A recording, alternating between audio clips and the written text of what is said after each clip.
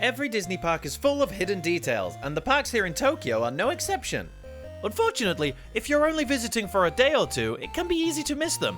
So today we're looking at 5 hidden secrets at Tokyo Disneyland. Come on, let's go. What I love about the new Beauty and the Beast area of the park is that you enter through the village, just like Belle does in the movie.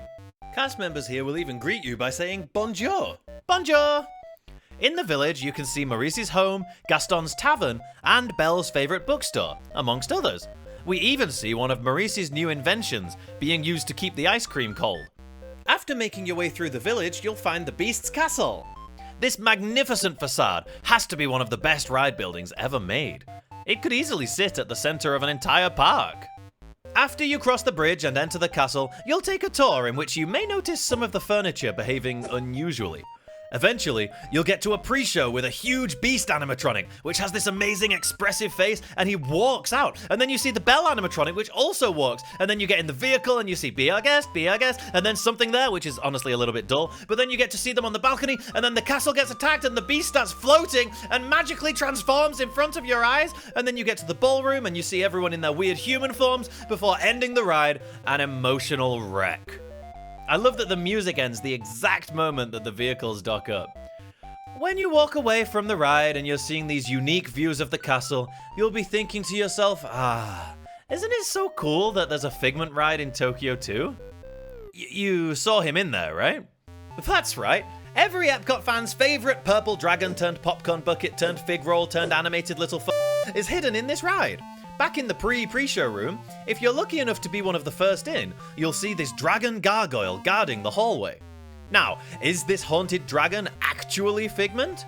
Or is it your imagination? Well, Jim Clark, who was one of the lead Imagineers on this attraction, confirmed it when this clever, witty, and probably very handsome Twitter user asked if it really was an Easter egg. And he replied, yes. He went on to say that the Imagineers referred to him internally as Evil Figment. If somebody turned Figment evil, I think we all know who it was. Another new addition to the park in 2020 was Minnie's Style Studio here in Toontown. This elaborate meet and greet allows guests to meet Minnie Mouse in her fashion studio, where she even changes designs depending on the season. Before you even meet Mrs. Mouse, the queue is full of wonderful details and gags. Look at Figaro's little bed. Now, before I show you our second hidden secret, a brief history lesson.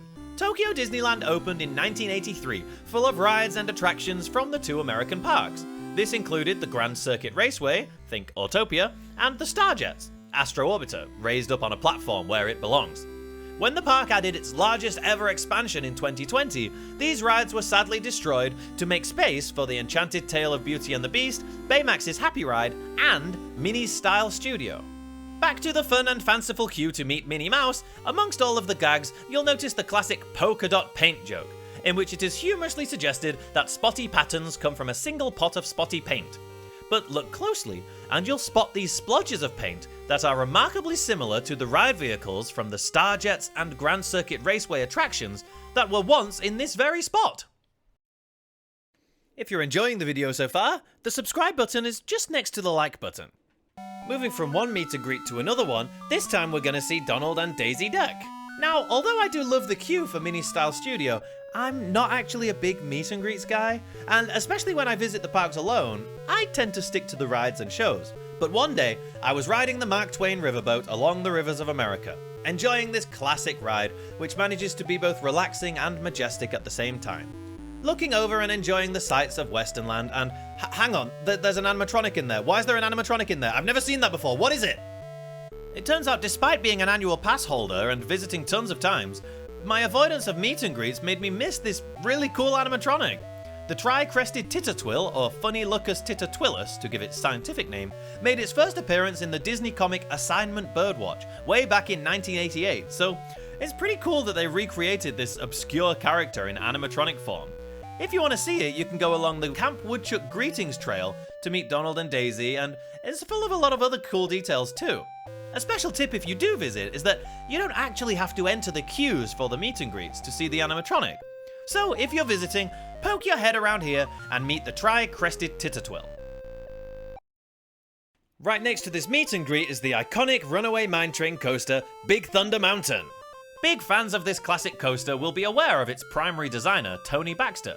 This true Disney legend was behind many fan-favorite Disney attractions, including Journey into Imagination, Splash Mountain, Star Tours, Indiana Jones Adventure, and Big Thunder Mountain.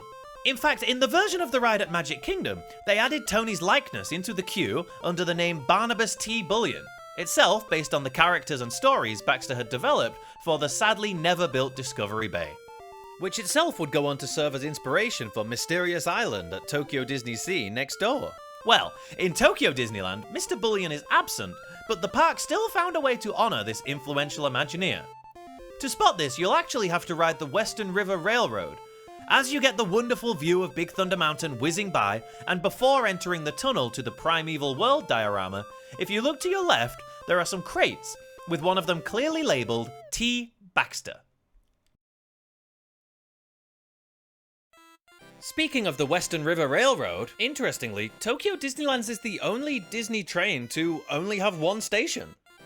Even more interestingly, despite it being the Western River Railroad, it departs from Adventureland, not Westernland. And interestinglier still, it shares a station building with the Jungle Cruise. The Jungle Cruise opened with the park in 1983, but it received a considerable upgrade in 2014, when Imagineers added an onboard soundtrack, atmospheric lighting, and a projection-mapped finale. But those enhancements also came to the queue line. It's here where you can spot our fifth secret. "Oh, cool, it's a hidden Mickey," I hear you cry. Well, look a little closer, my friends, and you will notice not only a reference to Indiana Jones, but one specifically mentioning him discovering a temple in the Lost River Delta. The Lost River Delta is one of the ports at Tokyo DisneySea, which is where you'll find the park's Indiana Jones ride, the Temple of the Crystal Skull. No, it's not based on the movie, and actually, it had the name first.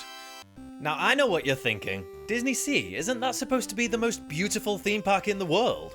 Yes, it is. And if you want to see some hidden secrets from that park, check out this video.